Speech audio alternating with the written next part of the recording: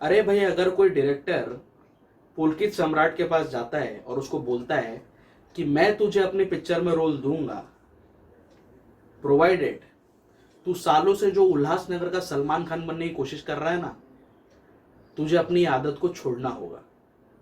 और अगर पुलकित ये चैलेंज एक्सेप्ट करके अपने आप को पूरी तरह से उस डायरेक्टर को सौंप देता है और वो डायरेक्टर पुलकित सम्राट के अंदर का टैलेंट, उसके अंदर के एक्टर को बाहर निकालने में अगर सफल हो जाता है, तो ऐसे डायरेक्टर में जरूर कोई खास बात होगी, है कि नहीं। So hello folks, welcome to my channel review rowdy. I am host and दोस्त कुशल नारसरिया। दोस्तों, आज मैं रिव्यू करने वाला हूं लास्ट वीक Z5 पर रिलीज हुई वेब सीरीज तैश का, directed by Bejoy Nambiar and starring Pulkit Samrat, Kriti Kharbanda, Jim Sarbh, Harshvardhan Rane, Sanjeeda Shaikh in prominent roles. इनके अलावा अभिमन्यु सिंह, कुनिका लाल और जोआ मोरानी भी सपोर्टिंग किरदारों में हैं। सो टेक्निकली अगर आप इस वेब सीरीज को देखोगे, ये start to end web series है, कोई सीजन 1 सीजन 2 इसका है नहीं, लेकिन इसको देखते हुए मुझे लगा कि ये वेब सीरीज थी नहीं, it was actually a movie. Total 6 he episode है, हर एक एपिसोड ऑलमोस्ट 30 मिनट्स का है। और वेब सीरीज का जो फॉर्मेट होता है ना कि भाई हर एक एपिसोड का एक स्टार्ट होता है, एक डेफिनेटिव मिडल पॉइंट आता है उसका, और फिर एक एंड आता है एक एपिसोड का, वैसा इसमें टोटली मिसिंग था। हर एक एपिसोड चालू होता है, उसके स्टार्टिंग में उसके प्रीवियस एपिसोड का सिर्फ आपको फ्लैशेस दिखा देते, ग्लिम्स दिखा देते कि हाँ भैया ये इसके पहले यहाँ पे ये खत्म हुआ था, तो आप एज एन ऑडियंस फ्लो में रहते हो स्टोरी के। सो मुझे लगा कि कहीं ना कहीं ये मूवी ही बनी थी, जस्ट बिकॉज ऑफ लॉकडाउन और मल्टीप्लेक्सेस वगैरह बंद हैं, तो ये मूवी बेच दी Z5 में, और Z5 ने कन्वीनियंटली पूरी 3 घंटे की मूवी को आधे आधे घंटे के 6 पार्ट में डिवाइड करके हमारे सामने पेश कर दिया। सो इसमें यह दिखाया गया है कि जिम सार्ब लंदन में बेस्ड एक सर्जन है, उसके ही हॉस्पिटल में उसकी कलीग कम गर्लफ्रेंड काम करती है, कृति खरबंदा। कृति इज अ पाकिस्तानी गर्ल और मुस्लिम है वो, लेकिन वो लंदन में जिम के साथ काम करती है, काफी क्लोज आ जाते हैं, गर्लफ्रेंड बॉयफ्रेंड है इन लोग दोनों। एक दिन जिम को अपने परिवार से कॉल आता है, उसके छोटे भाई की शादी स्केड्यूल्ड होती है। सो वो अपना काम छोड़ के अपने घर जाता है, लंदन में ही कहीं दूर जाके एक सेक्लूडेड प्लेस में उनका एक पैलेस है, बहुत बड़ी वेल्दी और रिच फैमिली बताई है इनकी। सो जिम जाता है, उसकी गर्लफ्रेंड भी बाद में पहुंच जाती है, कृति खरबंदा, अपने भाई की शादी में, और वेरियस फंक्शंस होते रहते। तो भाई है, और ये इसके भाई और इसकी भाभी के रोल में जोआ मोरानी है। तो इनके वेरियस, जैसे जिम जाता है तो अलग अलग इनके फंक्शंस होते हैं, शादी के पहले जो भी टाइम पास होता है, जो परिवार का गेट टुगेदर में जो भी मजा मस्ती होती है, यही चीज स्टार्टिंग के 1-2 एपिसोड तक चलती है। कहानी में ट्विस्ट तब आता है जब जिम और उसके भाई का common friend Pulkit Samrat entry मारता है, उसको भी शादी का इनविटेशन जाता है, वो भी सेम लोकेशन पे आ जाता है, और ये लोग अपना जो पुराना ब्रदरहुड है और जो भी इनकी बोलते हैं, जो भी इनकी रिलेशनशिप में, फ्रेंडशिप में जो भी चीज़ें थी, पुरानी चीज़ों को लोग ताज़ा करते हैं, याद करते हैं, और अपने धीरे धीरे करके इनकी लाइफ से जुड़े कुछ डार्क सीक्रेट्स सामने आने शुरू होते हैं। शादी के एक तरफ से शादी का माहौल चलता है, एक तरफ से इनके पर्सनल टर्मोइल्स चलते रहते हैं, तो ये नैरेटिव पैरेलली चलता है। लेकिन कहानी में ट्विस्ट तब आता है जब ये तीनों लोग एक पब में पार्टी करने के लिए जाते हैं। पूरा जो यंगस्टर्स का क्राउड है, जनरली जो बैचलर्स पार्टी वगैरह होती है, वैसी टाइप की पार्टीज में दिखाई है। एक पब में ये लोग पार्टी करने जाते हैं, और वहां पर पुलकित सम्राट का बहुत ही जबरदस्त झगड़ा हो जाता है अभिमन्यु सिंह के साथ। Abhimanyu Singh is a gangster in south hall, London में गैंगस्टर है वो। अभिमन्यु को ये बहुत कुत्ते की तरह पीट देता है पुलकित सम्राट, जिस वजह से अभिमन्यु पैरालाइज हो जाता है लाइफ टाइम के लिए। ये इंसल्ट, ये अपने भाई के ऊपर ये अटैक हर्षवर्धन राणे बर्दाश्त नहीं कर पाता। Harshvardhan Rane is the younger brother of Abhimanyu Singh. ये दोनों ही गैंगस्टर्स हैं, इनका यही काम है, एक्सटॉर्शन का, मर्डर का, यही सारा काम ये लोग साउथ हॉल में करते हैं। और ये इंसल्ट अपने भाई के ऊपर ये हमला हर्षवर्धन राणे बर्दाश्त नहीं कर पाता है एंड ही फाइट्स बैक। वो जिम के भाई को, जिसकी शादी होने वाली थी, वो दूल्हे को ही मरवा देता है और इसको बहुत बुरी तरह से पिटवाता है, पुलकित सम्राट को। और आगे जाके इन दोनों के बीच में, इन दोनों ही गुटों के बीच में सिर्फ और सिर्फ बदला लेने की भूख दिखाई है। एक रिवेंज ड्रामा टाइप बनाने की कोशिश की गई है, which is also very similar and very closely linked and narrated to a psychological thriller. So इसका नाम है तैश, और इसमें मेकर्स ने यही दिखाने की कोशिश की गई है कि एक मोमेंट ऑफ हीट, एक तैश में आके आपने कोई अगर डिसीजन ले लिया, अगर आपने किसी को मार दिया या किसी के खिलाफ कोई बहुत बड़ा स्टेप ले लिया in the heat of that moment, तो उसके रेपरकेशंस कितने बुरे हो सकते हैं आपके ऊपर, आपके फैमिली के ऊपर। यही ओवरऑल कॉन्सेप्ट दिखाने की कोशिश की गई है।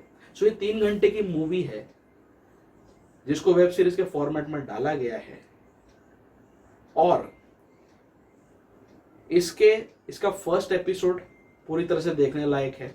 आधे घंटे का ये पूरी कहानी, सबका रोल, सबका प्रेजेंस समझ में आ जाएगा। लेकिन सेकेंड और थर्ड एपिसोड में इसका बहुत ज़्यादा टाइम पास किया गया है।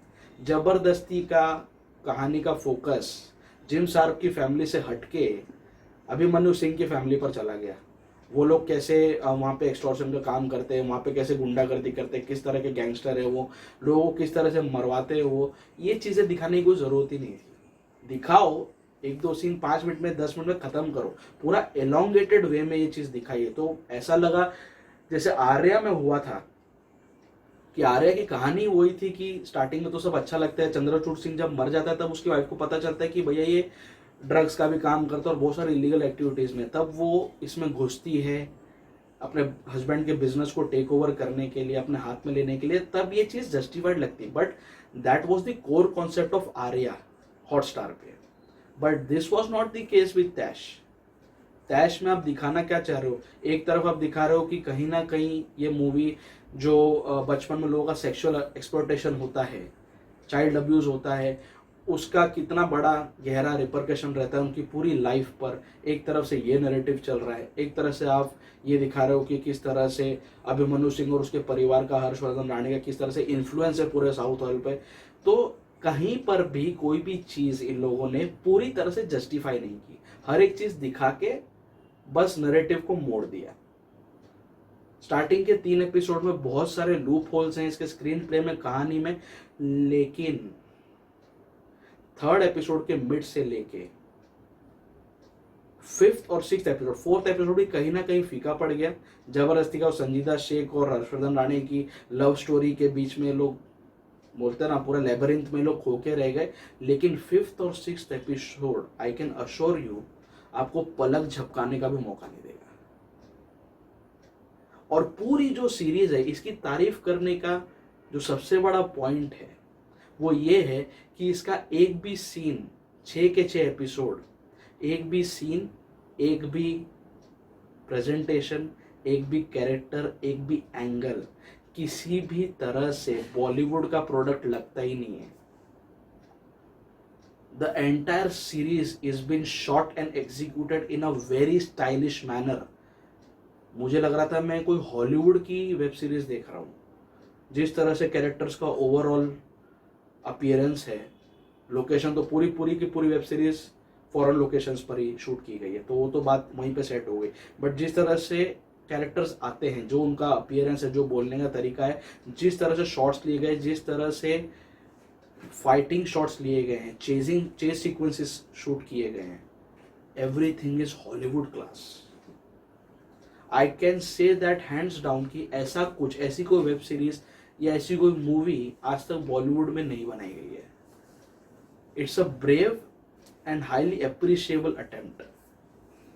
कहानी अच्छी है, एग्जीक्यूशन बहुत अच्छा है, and the director is Bejoy Nambiar. Bejoy Nambiar was the director of शैतान also, वजीर also. So बेजॉय नाम्बियार और संजय गुप्ता बॉलीवुड में 2 ही ऐसे डायरेक्टर हैं जो एक नॉर्मल सी कहानी को भी काफ़ी ज़्यादा स्टाइलिश मैनर में प्रेजेंट करने के लिए जाने जाते हैं। बेजॉय का डायरेक्शन, उसका जो स्टाइल था, जिस तरह से सीन शूट किए गए, specific mention of the scene जहाँ पे हर्षवर्धन राणे जेल में बैठा हुआ है और पुलकित सम्राट अपने सोर्सेज यूज करके जेल के अंदर उसके ऊपर असैसिनेशन अटेम्प्ट करता है, लेकिन वो अटेम्प्ट फेल हो जाता है। और फिर अपने ऊपर हुए अटैक से वो बच गया है, खाली ये बताने के लिए जिस तरह से हर्षवर्धन राणे आता है, पुलकित सम्राट के सामने बैठता है, सारी लाइट्स बंद हो चुकी हैं, अलार्म चल रहा है और वो फ्लैशेस में रेड लाइट आ रही है, जिस तरह से सीक्वेंस शूट किया गया है, इट्स ब्रेथ टेकिंग, आपके रोंगटे खड़े हो जाएंगे। ऐसे कुछ सीन्स और हैं जो इसे एक मिडास टच देते हैं, जो इसे बॉलीवुड में प्रोड्यूस दूसरे टाइप के कंटेंट से काफी ज्यादा अलग खड़ा करते हैं। So definitely this is worth a watch. इसके एग्जीक्यूशन के लिए, इसके डायरेक्शन के लिए, इसके स्क्रीन प्ले के लिए और हर एक एक्टर की आउटस्टैंडिंग परफॉर्मेंस के लिए। जो भी एक्टर आपको स्क्रीन पर देखता है, be it Harshvardhan Rane, be it Pulkit Samrat की मैं तारीफ स्टार्टिंग में कर ही चुका हूँ, be it Jim Sarbh, be it Sanjeeda Shaikh, be it Kriti Kharbanda, सब ने बहुत ही बेहतरीन काम किया है। Zoa Morani was in a supporting character but still she was एक छाप छोड़ने में वो सफल रही। लेकिन सबसे ज़्यादा डिसहार्टनिंग चीज़ मुझे इस मूवी की, इस सीरीज की यही लगी कि अभिमन्यु सिंह जैसा हाईली पोटेंटेड एक्टर, जबरजंग आवाज़, जबरजंग प्रेजेंस और जबरजंग स्किल वाला एक्टर इसमें पूरी तरह से वेस्ट किया गया। बहुत ही मिनिस्क्यूल रोल था उसका। जब उसके पास अटैक हो जाता है, वो पैरालाइज हो जाता है, तो फिर तो खाली बैठा ही है वो पूरी मूवी में। उसके जगह पे किसी और को लेना चाहिए था, because Abhimanyu has the capacity to carry the entire movie on his strong shoulders. जिन्होंने रक्त चरित्र देखी है वो बुक्का रेड्डी को आज भी भूल नहीं पाएंगे। सो ऐसे अच्छे एक्टर्स को आप इतना छोटा सा और रिडंडेंट सा रोल दे दोगे तो that is a wrong thing to do. और दूसरा सबसे बड़ी जो खामी है इस वेब सीरीज की, वो ये है कि more than 60% of the dialogues are in pure Punjabi. अब भैया ये जरूरी नहीं है कि अगर पंजाबी लोग, सरदार लोग यूके में बेस्ड हैं तो वहाँ पे भी वो पंजाबी में ही बात करेंगे, ऐसा कहीं लिखा नहीं है। This is not at all acceptable, this doesn't look practical on screen.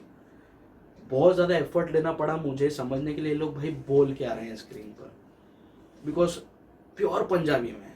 तो ऐसा तो लगा मुझे कि यार ये मैं पंजाबी वेब सीरीज ही देख रहा हूँ।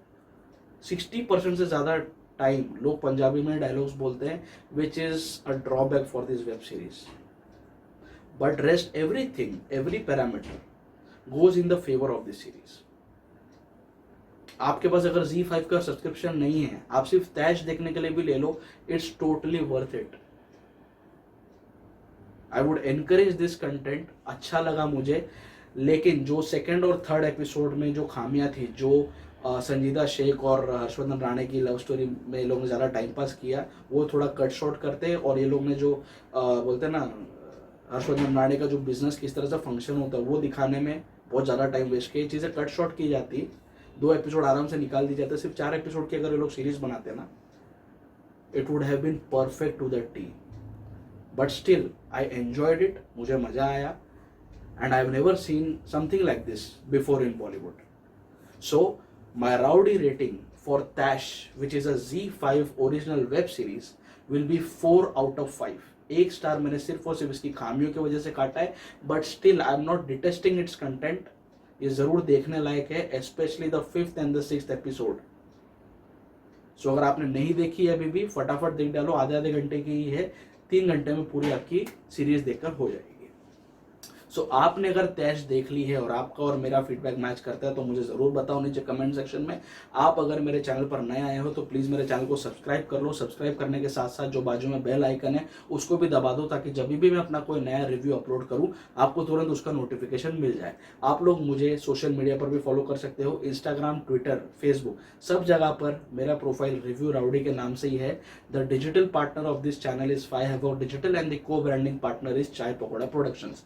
आप मेरे रिव्यूज चाय पकौड़ा प्रोडक्शंस के चैनल पर भी देख सकते हैं साइमल्टेनियसली। सो बहुत जल्दी मैं आपके सामने फिर से आऊंगा, कोई ना कोई ओरिजिनल कंटेंट लेकर, कोई ना कोई रिव्यू लेकर। मोस्ट प्रोबेबली मैं कल लक्ष्मी बॉम्ब का रिव्यू करने वाला हूं। मेरा बिल्कुल मन नहीं है मूवी देखने का, बट क्या करें, देखते हैं लक्ष्मी बॉम्ब का जो लक्ष्मी हो गया है उसे लोग क्या उखाड़ते हैं, वो मैं कल देखूंगा और आपको भी बताऊंगा। सो मेरे साथ जुड़े रहिए, मेरे साथ कनेक्टेड रहिए। स्टे ट्यून, स्टे फिल्मी एंड स्टे राउडी।